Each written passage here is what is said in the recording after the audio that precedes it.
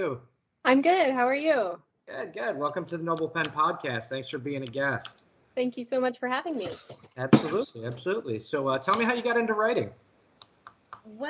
I've always been I've always been a writer. It wasn't until I had always written a lot of small things. So I'd written short stories. I'd written a couple novels in high school, like in notebooks and things like that. Right. It wasn't until I actually had my son that I decided that I was writing a story and I knew kind of where it was going. And then it wasn't until last year that I thought, you know what, maybe I'll publish these. Okay. What genre do you write in, or are you multi-genre? Do you span out there, or? Well, for right now, I'm focused on it's sort of bridges a gap between historical fiction and historical fantasy. Okay. They're set in the golden age of piracy, and they're called the Silver Locket books, and that's been my primary focus and will be for at least the next 2 years, because I've already written 10 books in it, and so I'm rapid releasing them in 12 weeks. You've already published all 10, or? No, so I published my fourth one in this series in 6 days. Oh, wow. Yeah. That's And I just started crazy. in June, so I'm kind of like getting them out as fast as I can edit them. That's awesome. Tell us a little bit about the story without obviously giving too much away. Well, the storyline begins with Jane, and Jane is a prostitute in a port town called Grand Port, and Okay. she comes from a relatively tragic background. She had an abusive husband, and she lost a child, and then when she ran away from that life, she ended up in this life of sex work. And when a pirate brig anchors in harbor, and they're clearly in desperate need of crew, she unalives a young man in an alleyway, puts on the disguise of Dixon Abels, a young sailor, and hops aboard this ship. Oh, wow. And so the whole first book follows Dixon Abels, and then the following books follow Jane Abels as she navigates romance and this found family and her new trade in piracy. Wow, that sounds awesome. And how did you go about the character development? Tell me a little bit about her thought process. Well, she actually, the first character that I thought of was my male main character, who's Bennett Holt, and he's a pirate on this ship. And I started thinking about him because I come from a musical background, and Okay. I used to sing my infant son sea shanties when he was awake in the middle of the night and was super colicky. And I started thinking about the men who wrote these shanties. And and that's how I kind of imagined Bennett Holt was like this kind of traditional sailor from a traditional sailing background. So he has a naval background and then a merchantry background, and then it sort of like moved into piracy as so many did. And Okay. and then I thought, but I don't know, I want to write this book, but I don't know anything about ships. And so I created Jane, a character who didn't know anything about ships. And so Jane learns about ships, all of the vernacular, as I did. And so I sort of created this character that was able to learn alongside me and learn alongside the reader. And so I've had people comment on that as they've read my books, is that like they never felt lost because they're learning it one thing at a time, just like she is. So in order to explain further on, did you do any research or? Oh, yes. Okay. Now I'm a bit of an expert. I've actually Really? I've sailed on tall ships. The people at the museums know my name. Like I did a lot in order So to. you actually tried to live the moment for your book, for your writing. Yes, and it really became something like that I had to do. I couldn't.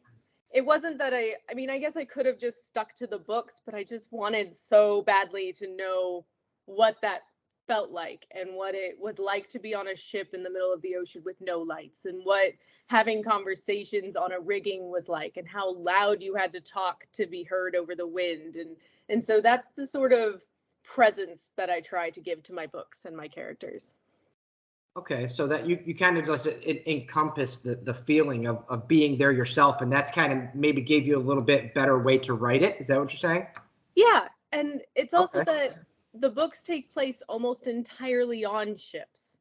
Okay. And so my map that I've drawn up is just the outside edges of this continent. We never go inland. We're always on ships. We occasionally You go draw to maps in the book? Yes. Oh, that's very cool. That's Thank really good. you. Absolutely. Okay. Tell me something that, like, since you started writing, that you learned, like I said, to help other writers out there, that you wish that you would have knew when you first started. Hmm. You know, when I first started, I didn't, it's actually, I guess that's my opinion, is that I didn't write these to publish them. Mhm. And that's the advice that I would give. And that's something that I wish everybody knew, was that I never felt the need to write to a specific genre. I never felt the need to include certain tropes, because I was just writing this story for me, and I was writing it as a means of keeping myself company, of keeping myself sane. I became a stay-at-home mom, and I really just kind of invented a whole host of imaginary friends and Okay. spent all my free time with them. And and I guess that would be my advice, would be that you should be writing something you really love, and to not try to fit into a certain mold in order to meet market demand, because I Mhm. feel that people resonate with my books because they can tell it has my heart in it, Right. and they can tell that it was something that I feel very strongly about. And I think that readers can tell when you're being disingenuous and Yeah. try to make it so that it sells, rather than Like you're something. basically trying to stretch the story. Yeah, like, Right. yeah. Okay. All right. Tell me something that's like really hard for you. Is there anything that seems to be a little bit more difficult than other things? um, my editor would tell you that it's commas. Uh, I I feel like the nuances of editing is the hardest part for me. Uh, just because it feels like a lot of the rules are relatively wibbly wobbly, and so They are. I have a whole bunch of things that it's like, these are the rules and I understand them because I have an English degree. And then you start writing fiction and you start writing novels, and the rules start changing based Yeah. on how people talk and all these different, and so my editor is much better at that than I am, and I trust her definitely. Okay. And That's find an cool. editor you can trust certainly would be another piece of advice.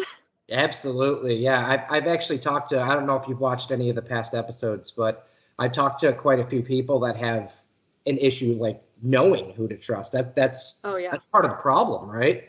Because absolutely. I don't know who it was specifically. I don't want to say any names and then be wrong, but I remember one of them. It might even been before I started recording, before I started doing the show itself. I was talking to people about being an author, prior to doing this. But somebody told me that like they were having people do like, reads for them or whatever. And then they ended up finding some of their books information like on something else. Yeah, So that becomes an issue as well. So that's obviously, great advice. Now, yeah. with that being said, how do you go about marketing? How do you know who to trust in that sense? Because I know there's a lot of scammers out there too that say, hey, we'll market your book for you. I mean, I've almost felt trapped to a couple of them myself. So how do you go about marketing, and does anything seem to work better for you than other things? I have gotten ridiculously lucky, in that a week before the release of my debut novel, The Sneaky Lass, my video about it went viral on TikTok, and I actually got over 1,000 pre-orders, like, for my first book. Oh Uh, wow. yeah, How did you go about doing that if you don't mind me asking? totally by accident. My TikTok marketing strategy has just been, "Hi, I'm Kennedy, and I like pirates. Do you like pirates?" And I don't and mean to laugh, but that's really funny though. I I know that I always feel out of place in all of the author groups about TikTok, because it's all about the tropes and the hook and the right videos and the right sort of book marketing. And I've really sold my books by just being me and being the uncomfortable nerdy historian who's just really into these books. And my followers have really resonated with that. And so my marketing strategy from then on, as far as like getting a real lucky break, Right. but even before that, I had some small success, was that I just show up every single day. I tell people about me. I tell people about my books. I tell people histories and how I came up with the names for my characters, and I just tell people stories because How that's did you come up with the names for your characters? You don't mind me asking, because that's pretty interesting. so it's they all have sort of fascinating histories. At least most of them do. So like Bennett Holt, I stole from a naval record book the name Holt. And Okay. then I was in a cemetery outside of Huntsville, Texas, and it was outside of this town that no longer existed anymore, and it was way out in the woods. And there were all these graves from the turn of the 19th century or so, Okay. and most of them were like kind of falling into the earth. And I had just heard about this place in my history wanderings, Okay. and I saw this one grave. I hadn't come up with a name for Bennett yet, other than Holt. And I saw this grave, and on it, all it said was Bennett. And it didn't have any dates. It had clearly been carved by hand. And I just thought, this guy, this man, I don't know how old he was. I just know that someone loved him enough to carve his name by hand into a stone they made themselves. And nobody remembered him, and nobody's still alive to know who he was or what he did in this town that doesn't exist anymore. And I I just kind of went, well, you know what? I'm gonna give him a new life in my books. And my books are a That's bit really full of cool. that. That is very cool. That's wow. That's probably the best answer I've ever heard for that one so far. So like another character is Mickey Compton, and he's far and away everybody's favorite character. He got his own spin-off prequel duology. Oh, And wow. um and Mickey Compton came right from a naval logbook in the Royal Navy. And there were a bunch of Michaels on ships, and all of them had a nickname next to it because they didn't all go by Michael. So it would be like Mikey, Mikey, Mikey, Michael, Mikey, Michael, Mike. And then there was this name, or even Michael Mickey, and then it just said Mickey Compton. And it wasn't, his name wasn't Michael, his name was Mickey. They only took down given names. And I imagined immediately a conversation that went right into the book, which was a ship's master in front of a logbook saying, "What's your name?" And a man saying, "Mickey Compton." And someone looking up and saying, "No, I need your given name." And him saying, "That's the only name I've got. I don't have any papers, so that's the one you're going to have to write down." Okay. And so I just kind of imagined lives for people.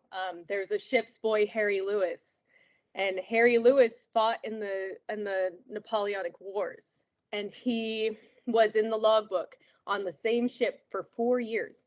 Harry Lewis, age 9. Harry Lewis, age 9. Harry Lewis, age 10. Harry Lewis, age 10.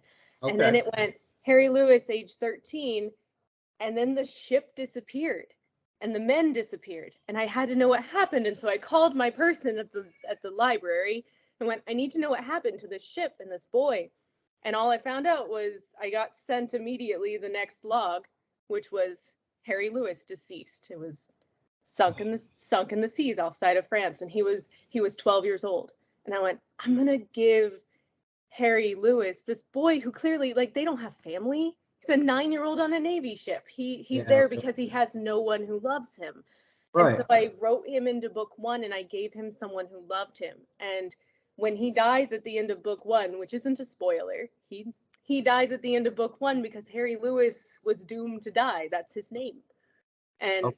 that's kind of how Makes my sense. stories grow. And so I was like, Harry Lewis is going to die at the end of book 1, but I'm going to give him someone there, and I'm going to make him not alone, and I'm going to make him not afraid, because I couldn't stop. I lost sleep over this little boy who died all by himself. Does it feel like that kind of helped you cope with understanding the situation, how that happened? Yes, and also I just, like, I've faced a lot of tragedy in my life, and people face Sorry to tragedies hear in that. their lives. In my books, I try really hard to make sense of those tragedies. And sometimes, because of my career as an author, I am given the opportunity to better tragedies, I feel. Almost rewrite your story. Yeah. And so Bennett, nobody remembered Bennett in the cemetery outside Huntsville. And so I made somebody know Bennett. And, Really Harry cool. Lewis died all by himself. So I gave Harry Lewis someone to love him. And I do that with my characters a lot. Okay. I find names in historical records and then make stories for them. That's really cool. I really appreciate that. Okay. Do you ever get negative feedback at all? And if you do, how do you deal with it? Well, when I released book 2, which is significantly darker than book 1, I got my first less than stellar review, and it was If you don't mind me asking, why is it significantly darker? Is there a reason for that, or? Well, it's just the way the story progressed, and Okay. so we sort of had each of my books deals with a problem that needs a solution, and book 1 was really about running away, and book 2 was really about clawing your way back. And so because of that, we started book 2 at the lowest point and had to claw our way up. Okay. And the review that I got was about content warnings, and was like, I was going to give this book a 4-star review, and I'm giving it a 2-star because this book needs a content warning and it doesn't have one. And I mean, some people might be like, yeah, well, I'm anti-content warning. But to me, if one person, it doesn't hurt anybody for me to put it in. And so the first thing that I did was immediately go into my book, go to the front page in the formatting, add a content warning, and go to my website, add a content warning, put links to the, and so now it's just standard practice in my book that if there's something in my book that might be troubling to people, because of the nature of my books at dealing with piracy, at dealing with the time period that it does, book 1 has a child death in it, the death of Harry Lewis. Okay. And, book 2 has violence in it, like on-page violence. And so that goes in, and, and so I just book 3 deals with alcoholism in a lot of ways. And so that's going in a content warning. And so that's something that I've that I got negative feedback about and then immediately tried to fix. I do occasionally get negative feedback because the books are generally grim in nature, and I haven't done anything about that because my book's not for everybody. That's what it is. Right. You can't change everything. You're not going to please everybody. It's not the right genre for the wrong reader. It's just what it is. That's exactly right. I'm not changing the story for anybody, so you either, you're in or you're not, and that's okay. Okay. All right, now this content warning thing, is that like a industry standard, or is that something you just decided to do by yourself? I think it depends on which circles you run in. So, for example, my editor, when I was releasing the first book, my editor said, no, I wouldn't do a content warning. And my editor sort of comes from an older generation. She works at a publishing house and then edits freelance in her spare time. And so I've hired her as a freelance editor. And so from the publishing house perspective, it's that books don't need content warnings. But where I hang out on TikTok, on Book Talk, which is where I do most of my marketing and most of my interconnecting with other authors and with readers, is there's a huge push for content warnings. And so I think that I'm going to listen to my audience, and my audience is primarily coming from a source of people who are more aware of things like content warnings and potentially, I don't know, it's just, I don't want anybody to read my book and feel like they weren't prepared for the content of my book. Do you believe that maybe the content warning is another sign of like a woke America kind of situation, considering an original publishing house like from back in the day, how, before books were so widely as they are today, when they didn't feel they need it, now the woke America feels like, okay, this is something that I should have maybe been warned about. Do you think that might be what's going on? It could be. I actually, even if it is, I don't have much of a problem with it. I come from my own past of mental health problems, and I've come out on the other side of it. Mhm. And there was a time in my own history before I started writing these books where the content of my books would have kept me awake. And so Really? I just I don't want anybody to walk into my books and then read a page where I discuss miscarriage, or read a chapter where I discuss a child dying, or read a chapter where I discuss sexual assault and then feel like they can't sleep that night and they weren't ready for that to be on the page. And Okay. so I guess I don't see it as a problem that Yeah. I'm just giving fair warning to the people who want it. And if the people don't want it, I don't feel like I'm going to offend anybody by having Yeah. it. Of And course. if I am, well then, my It is book's not what it for them. is. It's one of those Yeah. things. Exactly. Right. Okay. Let me ask you this one. How do you approach chapter length? Because I've talked to some people, and some people think chapters should be this long. Other people think a chapter should be, how do you go about doing that? Does that really matter to you, or? I think chapters need to be as long as they need to be. And I used to be uh a lot more rigid about it. Where if a chapter wasn't long enough, I felt like I needed to add something to it. Or if Okay. a chapter was too long, I felt like I needed to find a way to cut it into two. And now there are some chapters in my book that are 4 pages long, and some chapters in my book that are 25 pages long. And it's like that's how long the story needs to be. Okay. And that said, when I'm reading books, I prefer short chapters. And so I aim for a shorter chapter. I usually aim for about 2,000 to 2,500 words in a chapter. But if I have a chapter that's only 1,500 words, then I'm not going to add anything to it just so that it's longer. And like there's one chapter that I get tired of reading it. So I've been editing Cry to Cruel Gods. That's the deadline I was telling you about yesterday. Yeah. I've been editing the book that's coming out in a week like a mad woman. I have read chapter 41 at least 10 times in the last 2 weeks, and it's a 5,000 word monster. Oh, wow. And and and it's the big ending, it's the big fight scene, and I wanted to make sure that it was right, and so I've been making sure it's right.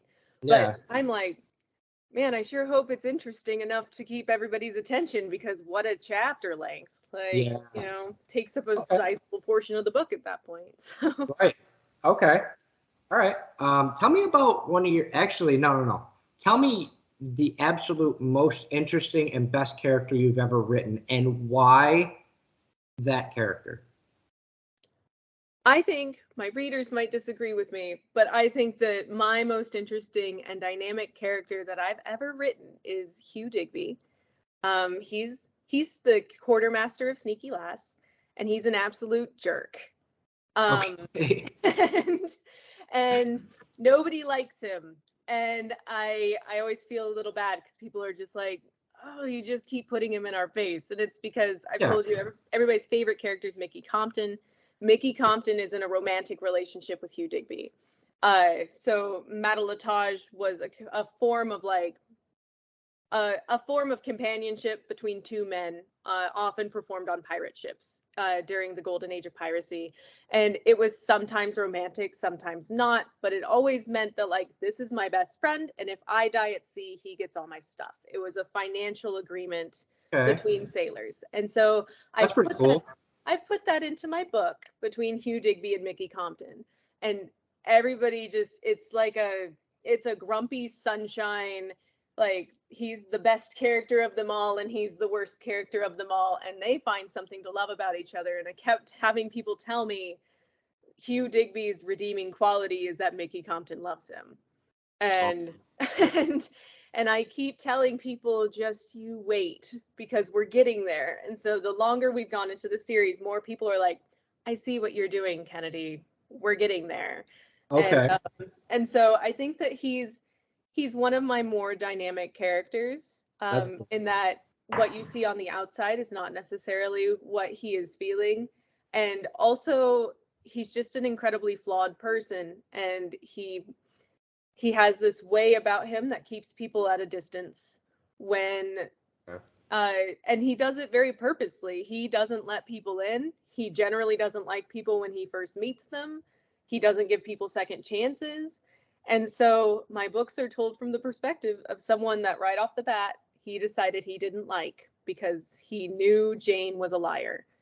Okay. And And so the story is told from the perspective of someone who's like, what a jerk. He's a jerk all the time.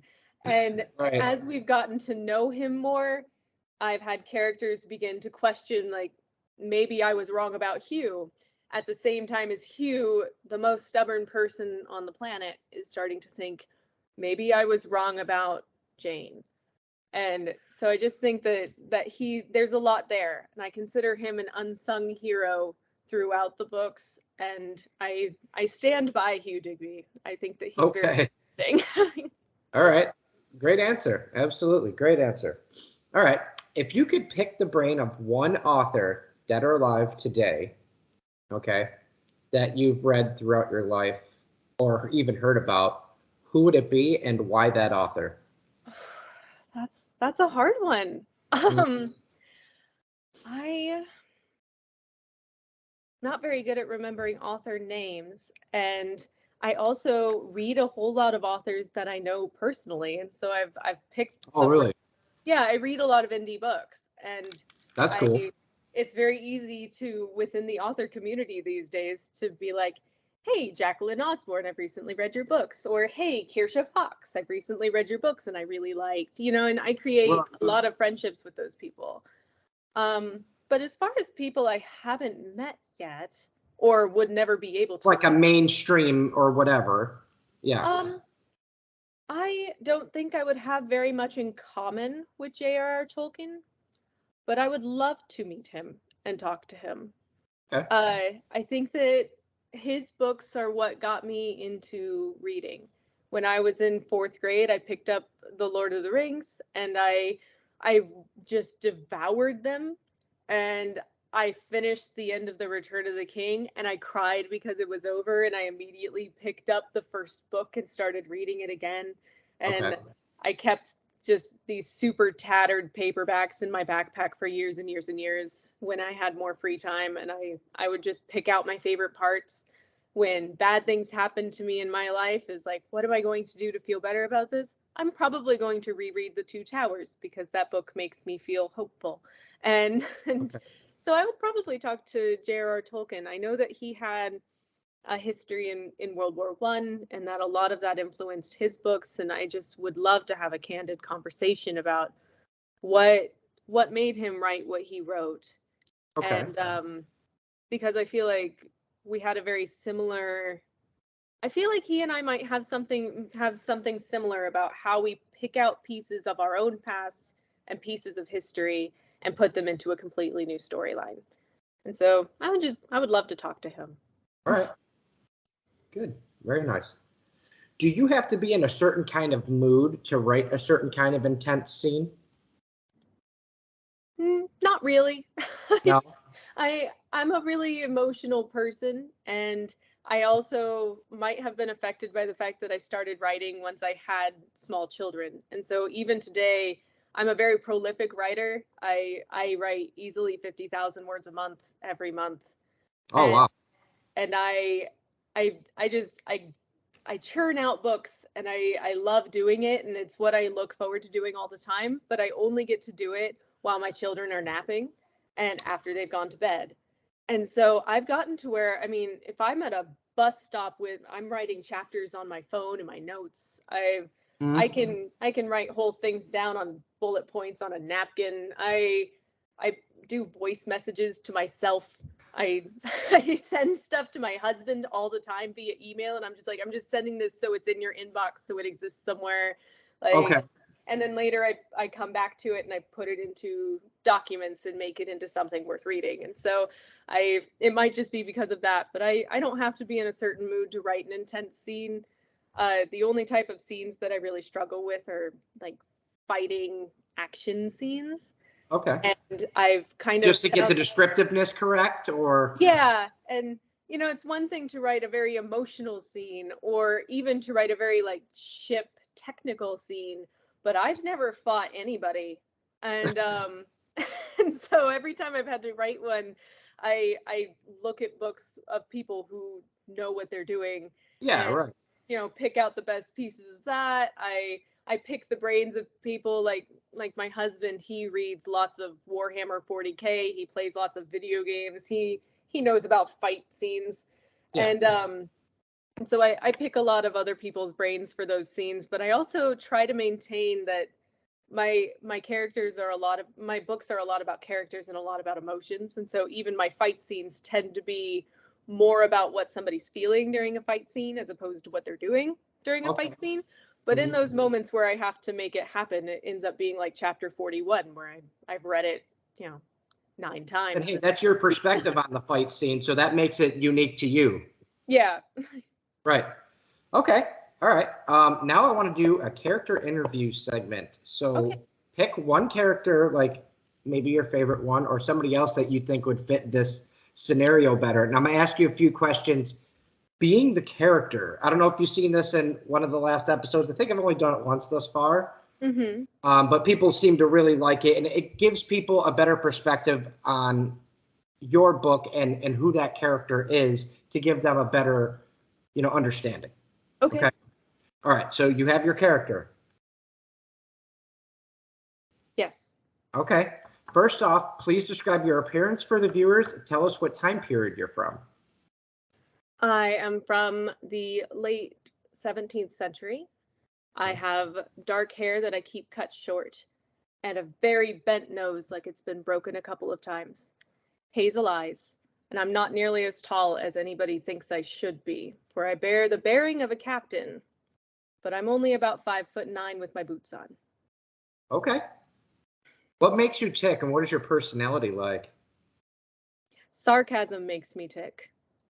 Okay. And my personality generally leans towards hopeful. But when things start to look very hopeless or I am reminded of something in my past that I'd rather not be reminded of, I turn to drink. Okay. Do you see yourself as a hero, a villain, or neither really? It depends on the day. Ooh. I am a Okay. hero. I am a hero to the average sailor. I am a villain to the Navy. Okay. Who's your best friend, and describe your interaction with them a little bit? My best friend is Hugh Digby, and he is like a big brother to me, and he has been taking care of me and making sure that I am steady on my feet since I was 14 years old. Okay. When I don't know what I'm doing, I look for him because he knows what I should be doing. Okay. And what is your most pressing problem that you have at the moment? How do you plan to attack that? Well, it's a tie. I have this woman aboard my ship who is impossible to deal with. She never listens to me even when she should, and she's always going under my commands, getting me in trouble, making me look foolish. But Okay. she's also kind of, the person I want around the most, so that's hard. Okay. The other I get pressing it. issue is that the Navy is chasing me, especially this one man named Gates. I killed his son 2 summers back, and he hasn't quite let it go. Oh. Oh, that was a fantastic character interview. Very, very intriguing there. Okay, and I have another question for you. Do you have any certain kind of character that you plan to implement into your new books that you have not had in there yet?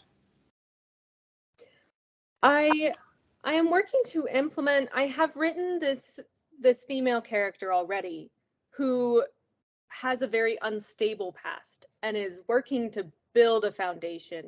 Okay. I have been looking into adding a female character who has a very steady foundation. And she's always been wrapped in love and wrapped in security.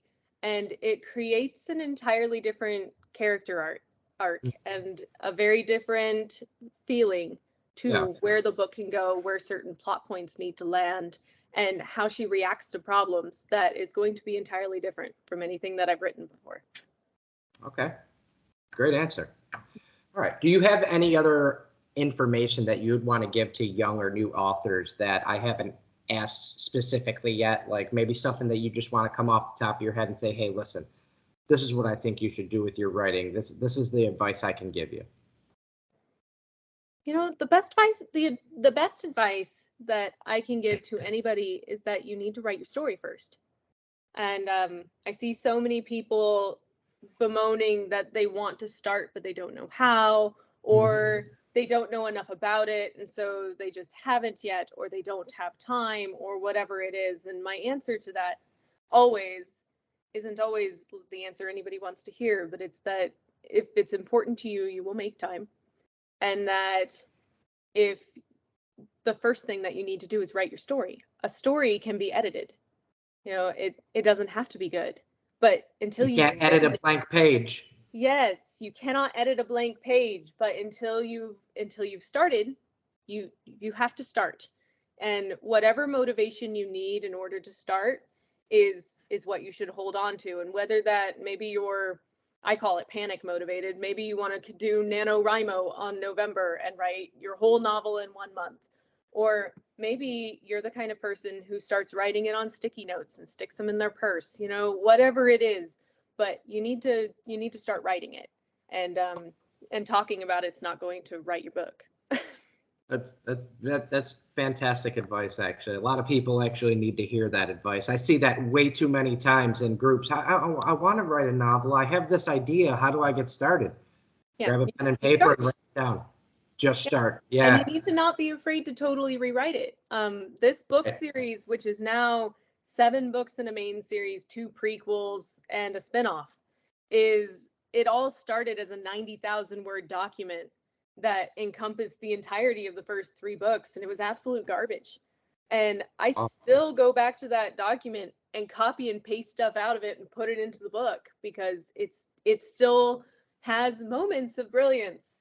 But the vast majority of it is just like, it was just an idea, and it's just getting your idea on paper. And you need to not be afraid of going, well, there's the first draft, and now I'm going to start the next thing. Now I'm going to add in more of this. Maybe you have a dream and it makes you think of another chapter. Put that in, and all of that can work to your advantage.